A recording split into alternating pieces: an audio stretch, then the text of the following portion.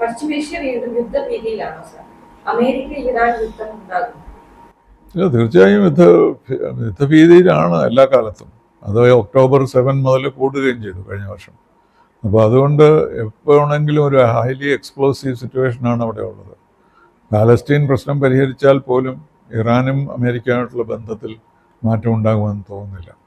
അപ്പോൾ അതുകൊണ്ട് ഇറാനെതിരായിട്ട് ഒരു വലിയ അൾട്ടിമേറ്റം കൊടുത്തിരിക്കുകയാണ്. അടുത്ത ഒരു മാസത്തിനുള്ളിലോ എന്തോ ഒരു ന്യൂക്ലിയർ ഡീൽ നെഗോഷിയേറ്റ് ചെയ്യണം, അതിനനുസരിച്ച് വേണം, അതിന് ശേഷം വേണം. അതങ്ങനെ നടന്നില്ലെങ്കിൽ ഇറാനെ ബോംബ് ചെയ്യുമെന്നാണ് നമ്മുടെ അമേരിക്കൻ പ്രസിഡന്റ് പറഞ്ഞിരിക്കുന്നത്. അപ്പോൾ അതൊരു വളരെ സീരിയസ് സിറ്റുവേഷനാണ്. അതുപോലെ അറബ്സ് ആരുടെ കൂടെ നിൽക്കും, മറ്റു രാജ്യങ്ങൾ ആരുടെ കൂടെ നിൽക്കുമെന്ന് യാതൊരു തീർച്ചയുമില്ല. അപ്പോൾ അതുകൊണ്ട് വെസ്റ്റ് ഏഷ്യയിൽ സമാധാനം വേണമെങ്കിൽ പാലസ്റ്റീൻ സ്റ്റേറ്റ് ഉണ്ടാകണം. ഇസ്രായേലിന് സെക്യൂരിറ്റി ഗ്യാരണ്ടീസ് വേണം. അമേരിക്ക ഇത് രണ്ടും ഗ്യാരണ്ടി ചെയ്യാൻ തയ്യാറാവണം. അത് പണ്ടുപോലെ ശ്രമിക്കുന്നതാണ്. ഈ അബ്രഹാം അക്കോർഡ്സ് എന്ന് പറയുന്നത് ഓൾമോസ്റ്റ് അത് നേടിയെടുത്തതാണ്. പക്ഷേ സൗദി അറേബ്യ അത് സൈൻ ചെയ്യുന്നതിന് മുമ്പാണ് ഹമാസ് ഗാസ അറ്റാക്ക് ചെയ്തത്. അതോടുകൂടി ആ പ്രപ്പോസൽസ് എല്ലാം പോയി, പിന്നെ യുദ്ധത്തിലേക്ക് മാറി. അതുകൊണ്ട് തിരിച്ച് ആ സ്ഥിതിയിലേക്ക് പോകണം. ഈ അക്കോർഡ്സ് സൗദി അറേബ്യ സൈൻ ചെയ്യുമോ, മറ്റ് അറബ് രാജ്യങ്ങൾ സൈൻ ചെയ്യുമോ, അതിൽ നിന്ന് ഒരു സമാധാന അന്തരീക്ഷം സൃഷ്ടിക്കാൻ കഴിയുമോ, ഇറാനുമായിട്ടുള്ള ഈ ന്യൂക്ലിയർ ഡിസ്പ്യൂട്ട് എവിടെ വരെ പോകും, ഇതൊക്കെ വളരെ അവ്യക്തമാണ്. അതുകൊണ്ട് യുദ്ധഭീതിയിലാണ് ഗൾഫ് റീജിയൻ എന്നും അതുപോലെ അത് ലോകത്തേക്ക് എവിടെ വേണേലും എപ്പോഴും പടരാകുന്നതാണെന്നും, വിശേഷിച്ചും പ്രസിഡന്റ് ട്രംപ് ആയതുകൊണ്ട് ഇത് ഏതൊക്കെ സ്ഥിതിയിലേക്ക് പോകുമെന്ന് നമുക്ക് ഇപ്പോൾ ചിന്തിക്കാൻ പോലും കഴിയുകയില്ല.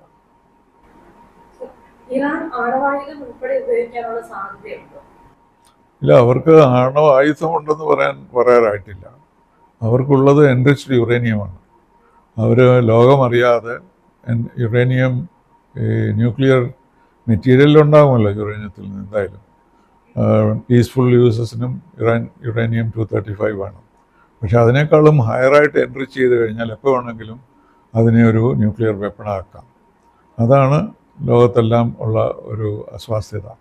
പക്ഷേ ഒരു എഗ്രിമെൻ്റ് അവർ ചേർത്തിരുന്നല്ലോ, 15 വർഷത്തേക്ക് അവരിത് ഉപയോഗിക്കുകയില്ല എന്നൊരു എഗ്രിമെൻ്റാണ് ഉണ്ടായത്.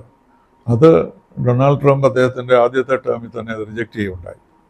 അപ്പോൾ അതുകൊണ്ട് അന്നുണ്ടാക്കിയ ജനീവയിലുണ്ടായ കരാർ, യൂറോപ്യൻ രാജ്യങ്ങളും ഇറാനുമായിട്ടുണ്ടാക്കിയ കരാർ ഇപ്പോൾ ഇല്ല. അപ്പോൾ അതിന് പകരം ഒരു പുതിയ കരാർ ചർച്ച ചെയ്യാൻ ഇറാൻ തയ്യാറാണ്. പക്ഷേ no direct talks with America എന്നാണ് അവരിപ്പോൾ പറയുന്നത്. പക്ഷെ ഇപ്പോൾ ഡെഡ് ലൈൻ വരുമ്പോൾ, ഒരു മാസം കഴിയുമ്പോൾ ഇറാൻ ഒന്നും ചെയ്തില്ലെങ്കിൽ, അമേരിക്ക ബോംബ് ചെയ്യാൻ തുടങ്ങുകയാണെങ്കിൽ അതൊരു വലിയ ദുരന്തത്തിലേക്കാണ് നീങ്ങുക. ശരിക്കും ഇറാനെ അമേരിക്ക ആക്രമിച്ചാൽ അതിന്റെ പ്രതിഫലനം എന്തായിരിക്കും? ലോകത്തെ സാമ്പത്തിക വ്യവസ്ഥയെ ബാധിക്കും? തീർച്ചയായിട്ടും അൺപ്രഡിക്റ്റബിൾ ആണ് എന്താണ് സംഭവിക്കുക എന്നുള്ളത്. കാരണം ഇറാനും ഒരു ഫൈറ്റിംഗ് കേപ്പബിലിറ്റി ഉണ്ടല്ലോ, അവർക്ക് നല്ല സോൾജിയേഴ്സൊക്കെ ഉണ്ട്. അതുകൊണ്ട് അവർ റിയൽ ഫൈറ്റേഴ്സ്. അപ്പോൾ ഇങ്ങനത്തെ കാര്യങ്ങളൊക്കെ വരുമ്പോൾ അവരും ഇറാഖുമായിട്ട് എത്രയോ വർഷങ്ങളാണ് അവർ യുദ്ധം ചെയ്തത്. അപ്പോൾ അങ്ങനെ ഒരു ടെൻഡൻസി അവർക്കുണ്ട്. പക്ഷേ അമേരിക്കയായിട്ട് യുദ്ധം എന്ന് പറയുന്നത് വ്യത്യസ്തമാണ്. അപ്പോൾ അതെല്ലാവരും ചേർന്ന് പ്രിവെൻറ്റ് ചെയ്യാൻ ശ്രമിക്കും. പക്ഷേ എന്നാലും അമേരിക്ക ഇക്കാര്യത്തിൽ ഇറാൻ ബോംബുണ്ടാക്കാൻ അനുവദിക്കുകയില്ല എന്നുള്ള കാര്യത്തിൽ വളരെ ദൃഢനിശ്ചയമാണുള്ളത്. അപ്പോൾ അതുകൊണ്ട് അവിടെയും അപകടം ഒളിഞ്ഞു നിൽക്കുകയാണ്. ഇപ്പോൾ ട്രേഡ് വാർ എന്ന നിലയിലാണ് നമ്മൾ പോകുന്നത്. പക്ഷേ ഒരു ന്യൂക്ലിയർ വാർ വരെ പോകാവുന്ന സ്ഥിതിവിശേഷമാണ് ഇപ്പോഴുള്ളത്. താൻ അധികാരത്തിലെത്തിയാൽ യുദ്ധങ്ങൾ അവസാനിപ്പിക്കുമെന്ന് പറഞ്ഞ ട്രംപിന് അതിന് സാധിക്കുന്നില്ല. പകരം വേറെ യുദ്ധത്തിന് തിരികൊടുക്കുകയാണ് ചെയ്യുന്നത്. എന്തുകൊണ്ടാണ്? അതെ, അദ്ദേഹം യുദ്ധം അവസാനിപ്പിക്കും എന്ന് പറഞ്ഞപ്പോൾ നമ്മൾ വിചാരിച്ചത് ഇസ്രായേലിൻ്റെ കാര്യത്തിൽ, പാലസ്റ്റീൻ്റെ കാര്യത്തിൽ ഒരു തീരുമാനമെടുക്കുമെന്ന് ഒരു വശത്തും, അതുപോലെ യുക്രൈനെതിരായിട്ടുള്ള ഈ റഷ്യൻ മൂവ്മെൻറ്റൊക്കെ വിഡ്രോ ചെയ്തിട്ട് അവർക്ക് വേണമെങ്കിൽ ചെറിയ കൺസെഷൻസൊക്കെ റഷ്യൻസ് കൊടുത്തിട്ട് യുക്രൈൻ്റെ കൂടെ നിന്ന് അദ്ദേഹം ചർച്ചകൾ നടത്തുമെന്നാണ് നമ്മൾ വിശ്വസിച്ചിരുന്നത്. പക്ഷേ അതിൻ്റെ നേരെ എതിരായിട്ടാണ് സംഭവിച്ചത്. യുക്രൈനെ മാറ്റി നിർത്തിക്കൊണ്ട് റഷ്യയോട് ചേർന്ന് നിന്നുകൊണ്ടാണ് അദ്ദേഹം ഈ യുദ്ധം അവസാനിപ്പിക്കുവാൻ നോക്കുന്നത്. അതിലൊരുപാട് കൺസെഷൻസ് റഷ്യൻസ് കൊടുത്തിട്ട് പോലും റഷ്യ അതിന് തയ്യാറായിട്ടില്ല.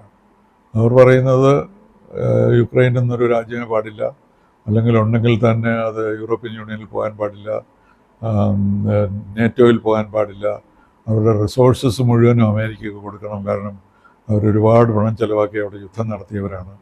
അപ്പോൾ ഇങ്ങനെയൊക്കെ വളരെ കോംപ്ലിക്കേറ്റഡ് ആയിട്ടുള്ള ഫോർമുലാസാണ് മുമ്പോട്ട് വെച്ചിരിക്കുന്നത്. അത് പുടിന് സമയം നൽകുന്നു. കാരണം ഇതൊക്കെ ചർച്ച ചെയ്യുമ്പോൾ പുടിൻ സ്റ്റെബിലൈസ് ചെയ്യുകയാണ്. അപ്പോൾ അദ്ദേഹം പിടിച്ചെടുത്ത സ്ഥലങ്ങൾ കയ്യിൽ വയ്ക്കാനും യുക്രൈൻ നേറ്റോയിൽ പോവുകയില്ല എന്നുള്ള ഒരു കരാറുണ്ടാക്കാനുമാണ് അദ്ദേഹം ശ്രമിക്കുന്നത്. ഇത് രണ്ടും പ്രയാസമുള്ള കാര്യങ്ങളാണ്. ഇപ്പോൾ യുക്രൈനിലെ എല്ലാ നാച്ചുറൽ റിസോഴ്സസും അമേരിക്ക എടുക്കുമെന്ന് പറഞ്ഞാൽ അവരെങ്ങനെയാണ് സർവൈവ് ചെയ്യുക? അതുപോലെ റഷ്യക്ക് അവർ പിടിച്ചെടുത്ത ഭാഗങ്ങളൊക്കെ വിട്ടുകൊടുക്കണമെന്ന് പറയുന്നതും ഒരിക്കലും സംഭവിക്കാൻ പോകുന്നില്ല. അപ്പോൾ അതുകൊണ്ട് യുദ്ധത്തിൻ്റെ ഒരു മാതൃക നമ്മൾ ഉദ്ദേശിച്ച അദ്ദേഹം ഈ രണ്ട് രാജ്യങ്ങളിലും റഷ്യ ചെലുത്തി നിർത്തുമെന്നാണ് നമ്മൾ മനസ്സിലാക്കിയത്. പക്ഷേ ഇപ്പോൾ റഷ്യക്ക് മറ്റ് താല്പര്യങ്ങളുണ്ട്. അവർക്ക് റിസോഴ്സസ്, യുക്രൈനിലെ റിസോഴ്സസ് മുഴുവൻ വേണം. അതുപോലെ നേറ്റോയെ പറ്റി പ്രസിഡന്റ് ട്രംപിന് വലിയ ആൻഷൈറ്റി ഒന്നുമില്ല. പക്ഷേ റഷ്യ തന്നെ പിന്മാറുകയും വേണം പല സ്ഥലങ്ങളിൽ നിന്നും എന്നുള്ളതാണ് അമേരിക്കയുടെ പൊസിഷൻ. അപ്പോൾ അതിൽ സിറ്റുവേഷൻ ബെറ്റർ ആക്കാനാണ് പുടിൻ ശ്രമിക്കുന്നത്. ഇപ്പോൾ സീസ് ഫയർ എന്ന് വെച്ചാൽ ഉടനെ തന്നെ ഇത് ഫ്രീസ് ചെയ്യില്ലേ സിറ്റുവേഷൻ. അപ്പോൾ അദ്ദേഹം സീക്രട്ടായിട്ട് പല മൂവ്സ് നടത്തിയിട്ടുണ്ട്.